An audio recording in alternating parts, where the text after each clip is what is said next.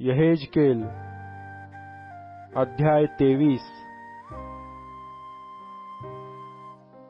परमेश्वराचे वचन पुन्हा मला प्राप्त झाले ते असे, मानवपुत्रा, 2 स्त्रिया होत्या, त्या एकाच मातेच्या कन्या होत्या.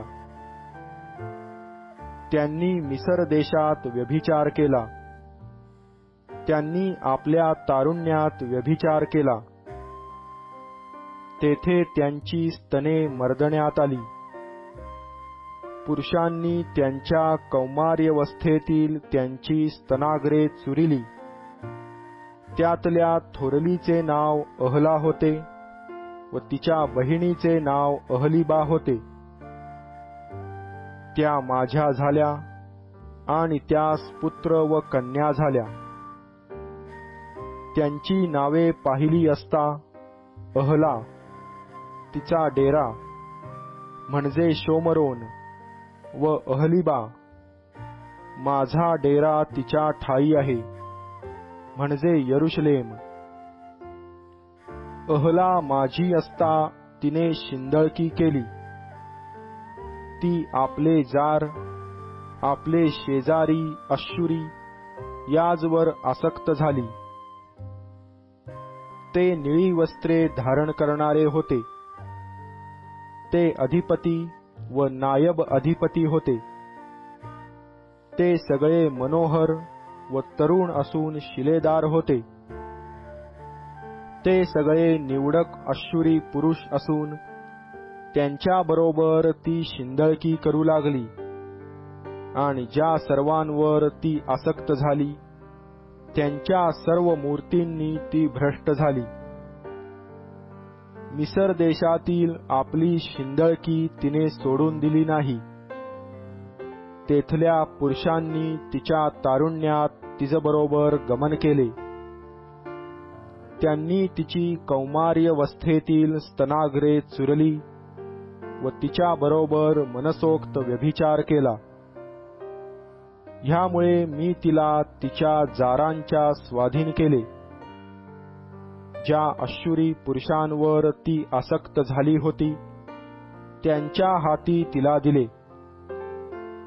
त्यांनी तिला नग्न केले.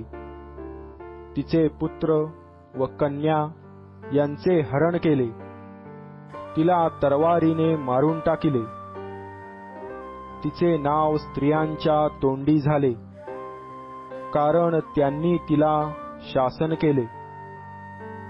तिची बहीण अहलिबा हिने हे पाहिले, तरी तिच्यापेक्षाही तिची विषयासक्ती वाढली. तिने आपल्या बहिणीच्या पेक्षा अधिक व्यभिचार केला. शेजारचे अश्शुरी पुरुष अधिपती व नायब अधिपती व उंची वस्त्रे ल्यालेले शिलेदार होते. त्या सर्व मनोहर तरुणांवर ती आसक्त झाली. मी पाहिले की तीही भ्रष्ट झाली. त्या दोघींचे वर्तन सारखेच होते. तिने आपल्या व्यभिचाराचे क्षेत्र वाढविले. तिने भिंतीवर रेखिलेली पुरुषांची चित्रे पाहिली. ती हिंगुळाने रेखिलेली खासद्यांची चित्रे होती. त्यांच्या कमरास पट्टे असून डोक्यात उंची व रंगीत पागोटी होती. ते सर्व पुरुष वीरांप्रमाणे दिसत असून त्यांची ढब खासदी देशातील बाबेलाच्या पुरुषांप्रमाणे होती. तिची नजर त्याजवर गेली तेव्हा ती त्याजवर आसक्त झाली व तिने त्यास बोलावून आणावयास खासदी देशात जासूद पाठविले. तेव्हा बाबेलाचे पुरुष तिच्या शृंगारलेल्या पलंगावर तिच्याजवळ गेले. त्यांनी तिच्याबरोबर व्यभिचार करून तिला भ्रष्ट केले. त्यांच्या समागमाने ती भ्रष्ट झाली. तेव्हा तिने आपले मन त्याजवरून काढिले. असा तिने आपला व्यभिचार मांडिला व आपली काया उघडी केली, तेव्हा जसे तिच्या बहिणीवरून माझे मन उडाले होते तसे तिजवरूनही उडाले. तरी तिने आपल्या तारुण्यात मिसर देशात वेश्यावृत्ती चालविली होती. तिची तिला आठवण होऊन तिने आपला व्यभिचार अधिकच वाढविला. ती आपल्या जारांवर आसक्त झाली. त्यांचे अवयव तर गाढवाच्या अवयवांसारखे होते व त्यांचा माज घोड्यांच्या माजासारखा होता. या प्रकारे तुझ्या तारुण्यात मिस्री पुरुष तुझी कौमार्य दशेतील स्तनाग्रे चुरीत तेव्हाच्या शिंदळकीची तू आठवण केली. ह्यामुळे अगे अहलिबे, प्रभू परमेश्वर म्हणतो, पहा, ज्या तुझ्या जारांवरून तुझे मन उडाले आहे त्यांना मी तुझविरुद्ध उठवीन, त्यास तुझवर चोहोकडून आणीन. बाबेलाचे पुरुष, सर्व खासदी, पकोड, शोआ व कोआ येथले लोक व अश्शुरी पुरुष, जे सर्व मनोहर तरुण, अधिपती व नायब अधिपती, वीर व मंत्री व शिलेदार आहेत, त्यास तुझवर आणीन. ते शस्त्रे, रथ, चाकांची वाहने, निरनिराळ्या लोकांचा दळभार घेऊन तुझवर येतील. ते कवचे, ढाली व शिरस्त्राणे धारण करून तुला चोहोकडून घेरितील. मी न्याय करण्याचे काम त्यास सोपून देईन, म्हणजे ते आपल्या कायद्यास अनुसरून न्याय करीतील.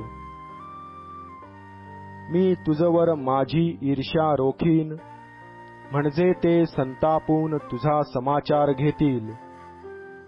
ते तुझे नाक व कान कापून टाकीतील. तुझी अवशिष्ट माणसे तलवारीने पडतील. ते तुझ्या कन्या व पुत्र हरण करीतील.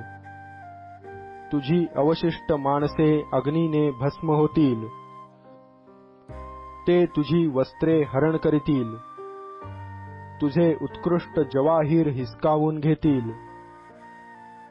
अशी तुझी शिंदळकीची खोड, मिसर देशात तुला लागलेली व्यभिचाराची चट मी मोडीन, म्हणजे तू त्याजकडे पुन्हा ढुंकून पाहणार नाहीस व मिसर देशाचे स्मरण तू यापुढे करणार नाहीस.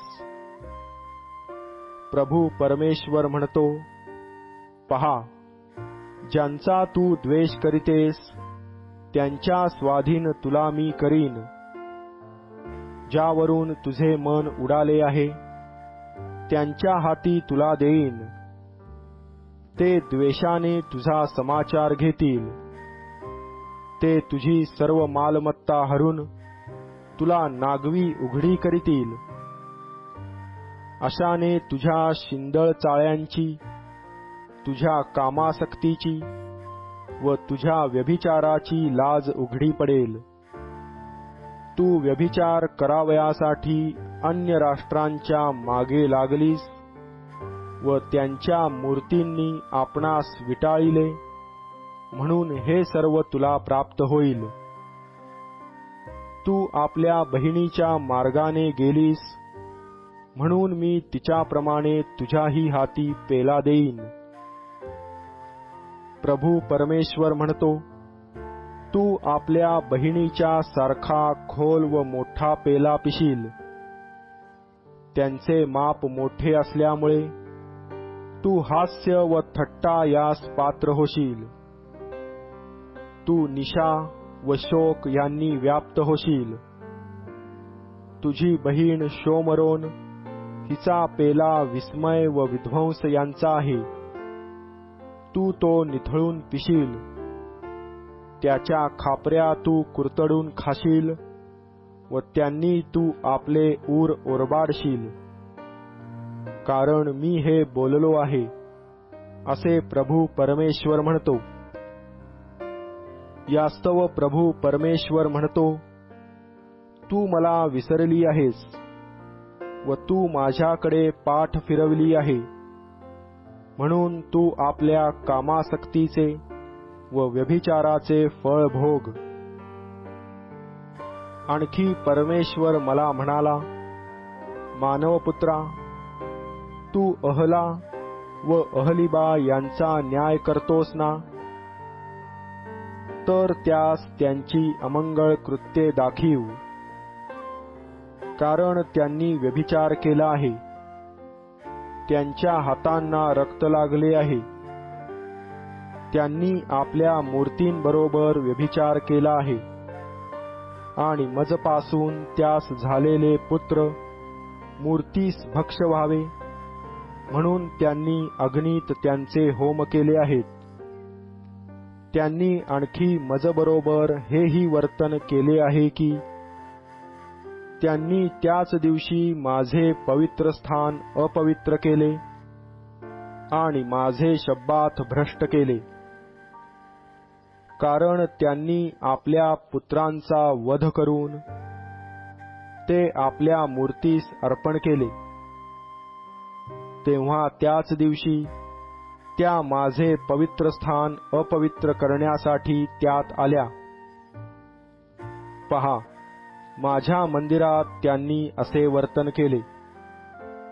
तसेच तुम्ही दूरदूरच्या पुरुषास बोलावणे पाठविले, त्याजकडे जासूद पाठविला आणि पहा, ते आले. त्यांच्यासाठी तू स्नान केले, डोळ्यात काजळ घातले व दागिन्यांनी आपणास सजविले. तू उत्कृष्ट मंचकावर बसलीस, त्यापुढे मेज मांडून त्यावर माझा धूप व तेल ही ठेविली.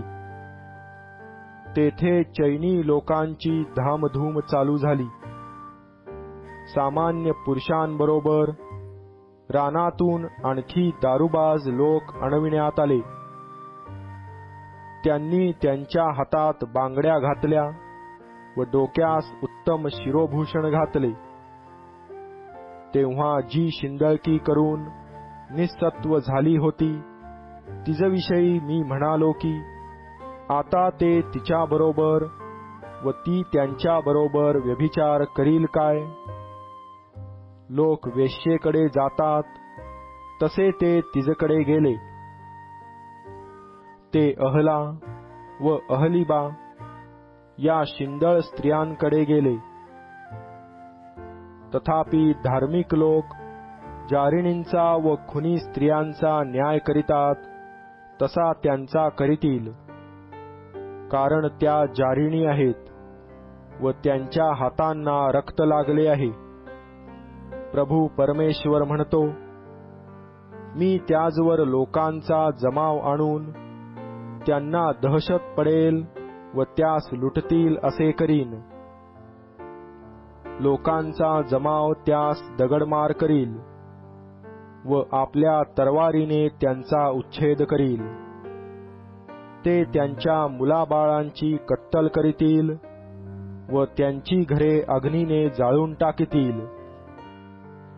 अशा प्रकारे मी देशातून शिंदळकी नाहीशी करीन, म्हणजे सर्व स्त्रिया सावध होऊन तुमच्याप्रमाणे शिंदळकी करणार नाहीत. ते तुमच्या शिंदळकीचे प्रतिफळ तुम्हास देतील. तुम्ही आपल्या मूर्तीपूजेच्या पातकांचे फळ भोगाल. तेव्हा तुम्हा समजेल की मी प्रभू परमेश्वर आहे.